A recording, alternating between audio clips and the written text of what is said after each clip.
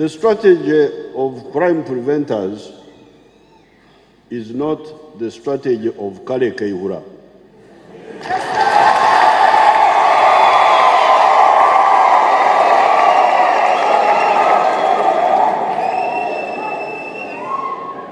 The strategy of crime preventers is the strategy of the NRA especially.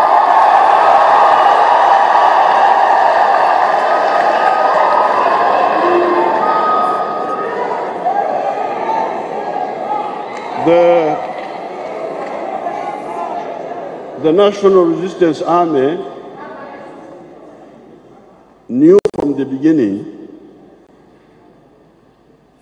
that a healthy organism needs a heart and a body.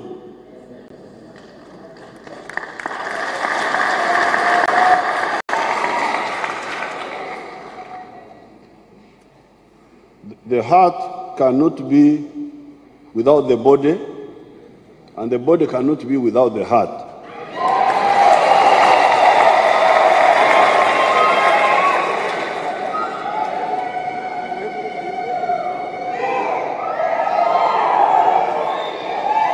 Even when we were still in the bush,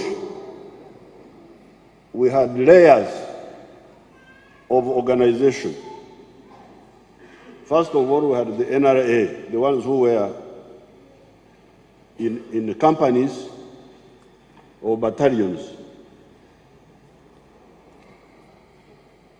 A COI, B COI, C COI, then later on Mobile Force, Kabarega, Nkuruma, and so on. But then we also had the militia. The militia. These would not be in the barracks, bush barracks, but they would be guarding the villages, the militia. And then we also had the committees, the resistance committees. And then you would have the general population, the supporters, who are not, they are not necessarily members of the committees. They are not militia, they are not NRA, but they are also supporters. So you had the 4 layers. Layer 1, layer 2, layer 3, layer 4. And then, of course, we had also those who were opposed to us. Those were layer 5, another group. Now, when we came from the bush, of course, that time you were young, or some of you were not even born. We launched a massive training program that was called Muchaka Muchaka. All your parents took part, because I remember many old people who that time were in their 40s, 50s, they took part. And they were documented, they were recorded. You train, you are recorded. Muchaka Muchaka. Now, when we would have the insurgency, like the one we had in the Rwenzori, we would call up some of those Muchaka Muchaka people to come and join the army and form LDUs, form what they were calling them LDUs. But LDUs coming mainly from the Muchaka Muchaka who are still young, who can be in the army. And then when we needed manpower for other things like Somalia, like so on, then you would go to the LDUs and you fill up the army. Now, therefore, I want to salute General Kale Kaihura because he actively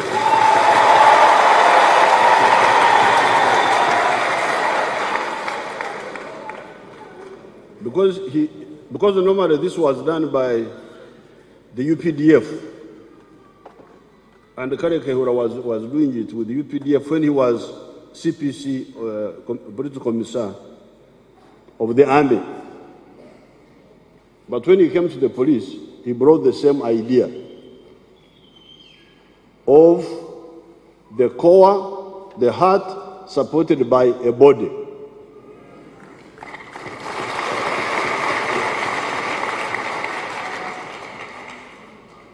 And he actively implemented it.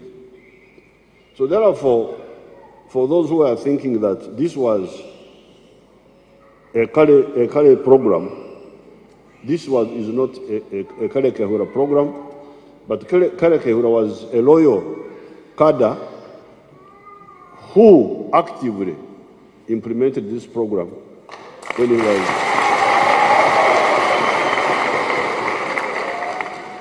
when he was in the police. So therefore, I now regard you as a reserve army of UPDF.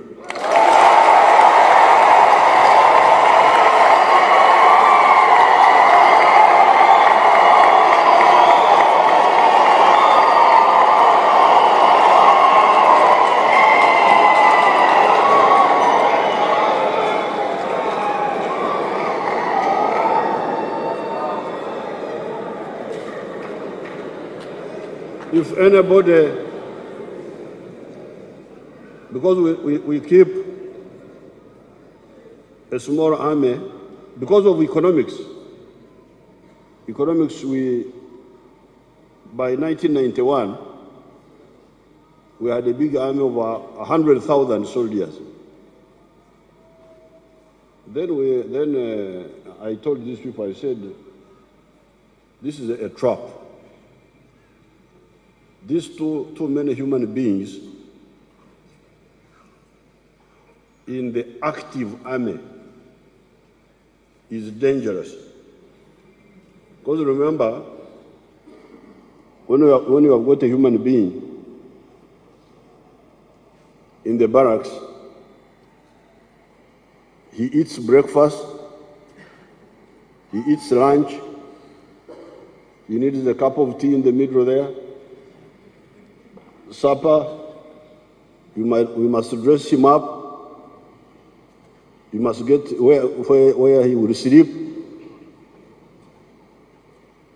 Then Ugandans sometimes get sick, you need medicine, you need uniform. That is all money, money, money. And yet, the army does not only need human beings, it also needs equipment. So what do? That's why I advise these people, and they listen to my advice. I said that for a young country like this one, the clever way of being strong, but affordably, is to have a smaller army, well equipped, but backed by a big reserve.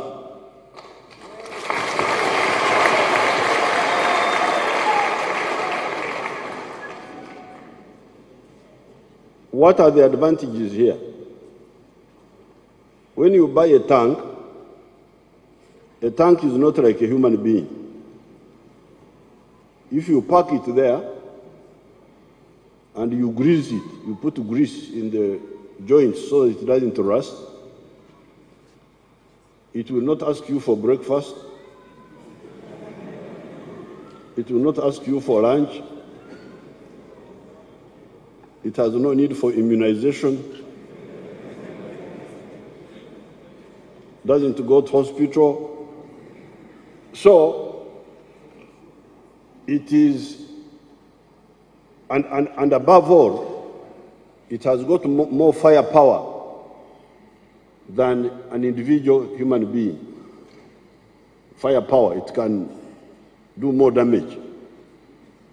That's why we call those that equipment force multipliers. They are items that increase the effectiveness, the strength of the force. A tank can do more work than what many human beings can do. And yet, apart from the original price for which you pay and some maintenance, it does not have daily demands like human beings.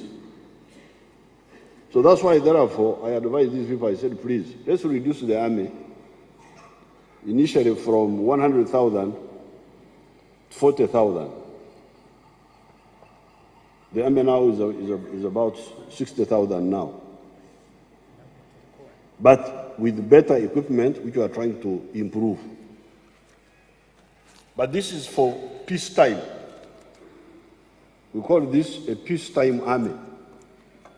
If anybody was to provoke a war with Uganda, because for us we shall never start a war with anybody. Africans are our brothers. There is no brother whom we can attack.